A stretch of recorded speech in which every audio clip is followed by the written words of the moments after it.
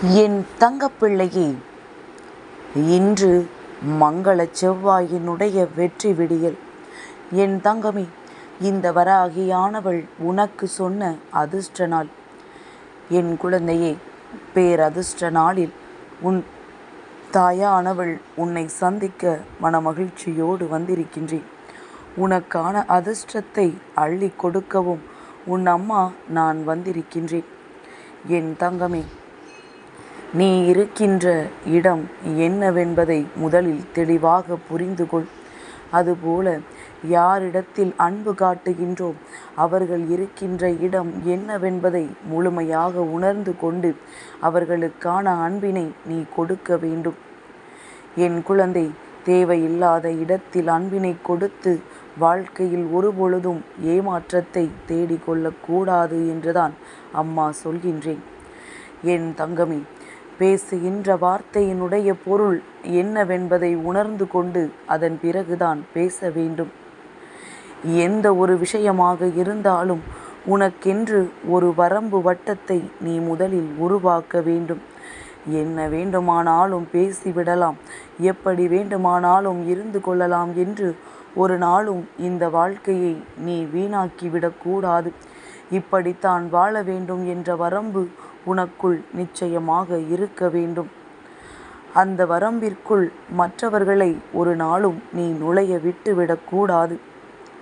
உன்னை யாரேனும் அதிகமாக நெருங்கி வருகின்றார்கள், அதிகமாக உன்னிடத்தில் அன்பினை கொடுக்கிறார்கள் என்றால் அதற்காக நீயும் அதிகமாக உன்னுடைய வாழ்க்கையில் அவர்களை நம்பிவிடக்கூடாது.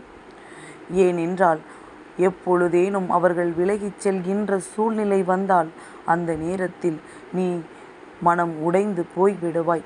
அதனால் எதற்கும் தயாராக இருப்பதற்காக எந்த ஒரு விஷயத்தையுமே ஒரு அளவுக்கு மேல் நீ உன் மனதிற்கு எடுத்து செல்லக்கூடாது.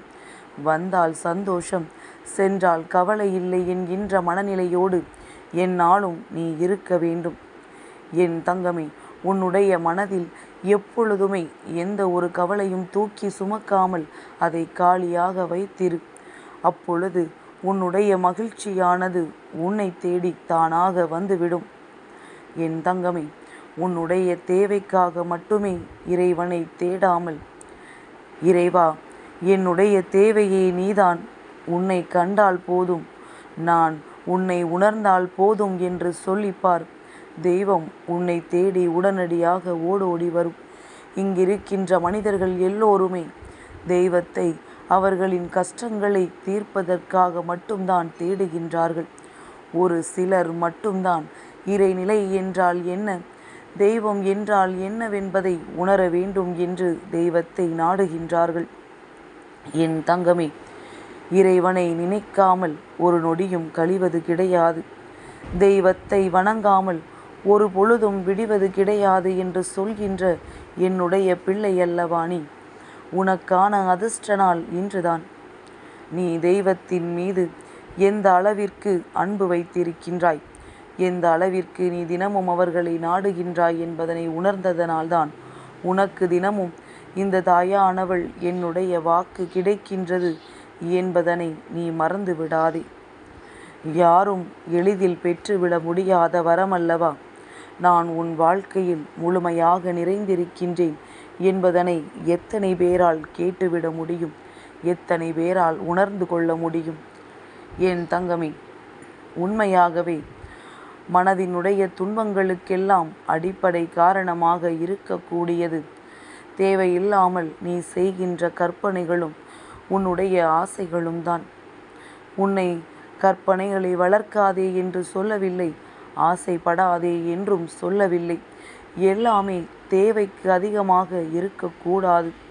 என் தங்கமே, உன்னால் நேற்று நடந்த எந்த ஒரு விஷயங்களையும் சரி செய்ய முடியாது. ஆனால் நாளை அந்த விஷயத்தை இதைவிட சிறப்பானதாக உன்னால் உருவாக்க முடியும் என்பதனை முதலில் புரிந்து கொள். தயங்கி நிற்பவன் எவனும் வாழ்க்கையில் தனக்கான தகுதியான இடத்தை பெறுவதற்கு தகுதியற்றவன் என்பதனை புரிந்து கொள். என் தங்கமே, அவர்கள் அந்த இடத்திற்கு சென்று சேர வேண்டும் என்றால் ஒரு பொழுதும் தயங்கி நிற்கக்கூடாது. அடுத்த அடியினை எடுத்து வைத்து விட வேண்டும். ஆத்திரம் அதிகமாகும் பொழுது உடலில் சக்தி குறைந்து விடும். எப்பொழுது பொறுமை இருக்கின்றதோ அப்பொழுது உனக்கு சக்தி கூடும். உன்னுடைய சக்தியை எப்பொழுதுமே நீ சேகரித்து வைத்து கொள்ள வேண்டும். அம்மா சொல்வது உனக்கு புரிகின்றதா? கோபம் வந்தாலோ, ஒருவரிடத்தில் சண்டையிட வேண்டும் என்று துணிந்தாலோ, அந்த நேரத்தில் உன்னுடைய கை கால்கள் சற்று பதற்றம் எடுக்கும். அப்படியானால் உன்னுடைய உடலில் இருக்கின்ற வலு குறைந்து செல்கிறது என்றுதானே அர்த்தம். எத்தனை பிரச்சனைகள் வந்தாலும் அந்த ஒரு நொடி நீ பொறுமையை கையாண்டு பார். உனக்கே மனதிற்குள் மிக பெரிய தெம்பு பிறக்கும். என் தங்கமே, விழுந்து விடுவேனோ என்று எண்ணி பயத்தோடு ஓடாமல் நின்று கொண்டிருப்பதை விட, விழுந்தாலும் நான் மீண்டும் எழுந்து நிச்சயமாக ஓடுவேன் என்ற நம்பிக்கையோடு நீ ஓடிக்கொண்டிரு. வாழ்க்கை என்ற ஓடுகளம் பல பரிசுகளை உனக்கு நிச்சயமாக பெற்றுத்தரும். அப்பொழுது புரியும் உனக்கான பலன் கிடைத்திருக்கிறது என்று. என் தங்கமே, அறம் பேசும் மனிதனாக நீ வாழ நினைத்தால் முதலில் புறம் பேசுவதை நிறுத்திவிட வேண்டும். என் தங்கமே, அதுவே உன்னை உயர்வான நிலைக்கு அழைத்துச் செல்லும். ஒருவன் இல்லாத இடத்தில் அவனை பற்றி எவனொருவன் பேசுகின்றானோ அவன் யாருடைய அன்பினையும் பெறுவதற்கு தகுதியற்றவன் என்பது நிதர்சனமான உண்மை.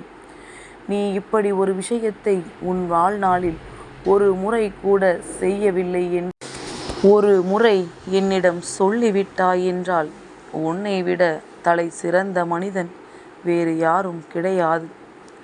என் தங்கமே, இன்று அது யாராலும் முடியாத விஷயம். எத்தனை நல்லவராக இருந்தாலும் ஏதேனும் ஒரு இடத்தில் அடுத்தவரை பற்றி பேசி இருக்கின்றார்கள். என் தங்கமே, இறைவன் உனக்கு எதையும் தர நினைக்கும் பொழுது யாராலும் அதை தடுக்க முடியாது. அதே நேரம் ஆண்டவன் அதை பறிக்கும் பொழுது யாராலும் அதை தடுக்கவும் முடியாது. அதனால் பெறுகின்ற விஷயமும் உன்னிடத்தில் இருந்து எடுக்கின்ற விஷயமும் தெய்வத்தினுடைய விருப்பத்தை பொறுத்துதான் நடைபெறுகின்றது என்பதனை மறந்து விடாதே.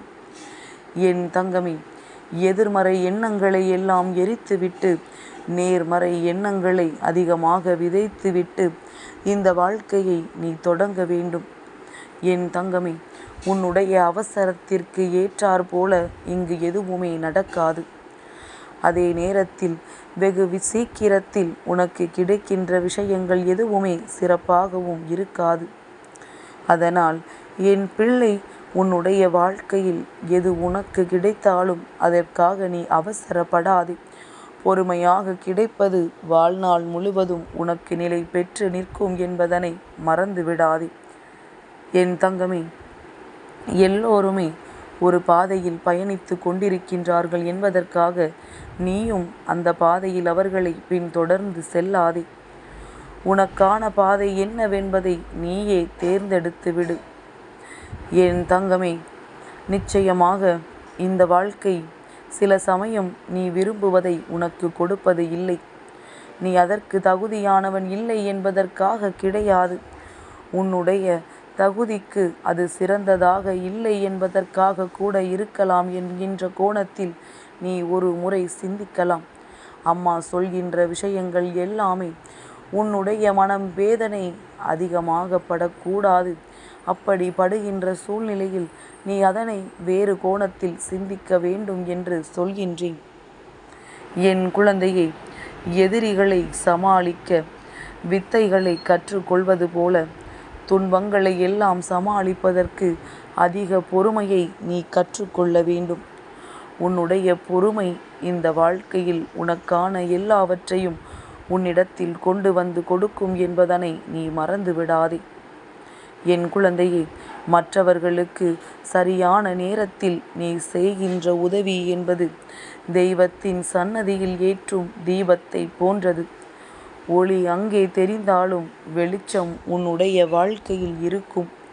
அதனால் யாரும் உதவி என்று கேட்டு உன்னிடத்தில் வந்து நின்றால் நிச்சயமாக உன்னால் முடிந்த உதவிகளை அவர்களுக்கு செய்து கொடு.